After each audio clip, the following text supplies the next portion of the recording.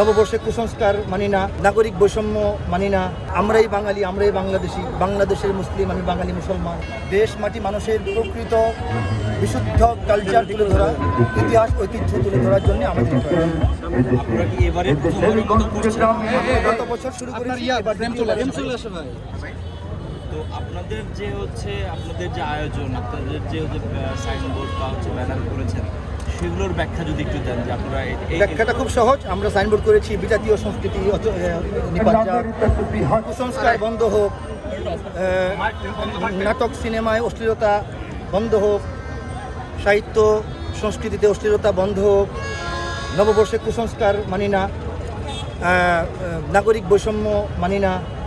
আমরাই বাঙালি, আমরাই বাংলাদেশি, বাংলাদেশের মুসলিম, আমি বাঙালি মুসলমান। এদেশে আল্লাহু আকবারের সুরে সূর্য ডোবে, এগুলো আমাদের স্লোগান। আচ্ছা, আপনাদের নববর্ষে মূল স্লোগানটা হচ্ছে আমাদের নববর্ষে আমাদের সংস্কৃতি। পাঞ্জাবের জগতে একটি বিশ্বস্ত নাম শাবাব এথনিক ওয়্যার। একসময় বলা হতো যে শোভাযাত্রা হারাম বা অন ইসলামিক, সেটা যদি একটা ব্যাখ্যা দেন, সেটা আপনারা করছেন না, শোভাযাত্রা হারাম বলা হয়নি। শোভাযাত্রা মানে কি? সাজানো গোছানো শোভা পায় এরকম একটি যাত্রা, সেই তো একটি পথ চলা যেটা মানে শোভাবর্ধন করে, সাজানো গোছানো থাকে। সেইটার পদ্ধতি এবং সেটার যে অবয়ব, সেটার মধ্যে হারাম হালালের প্রশ্ন আসে। এখন আমরা সেই জন্যেই আমাদের এই নববর্ষের শোভাযাত্রাকে বাংলা নবযাত্রা নামকরণ করেছি, যে বাঙালির নতুন বছরের নতুন আবার পথ চলা। এবং সেখানে আমরা শরীয়তের পরিপন্থী কিছু হয়, হারাম হয়, এরকম কোনো প্রপস রাখিনি।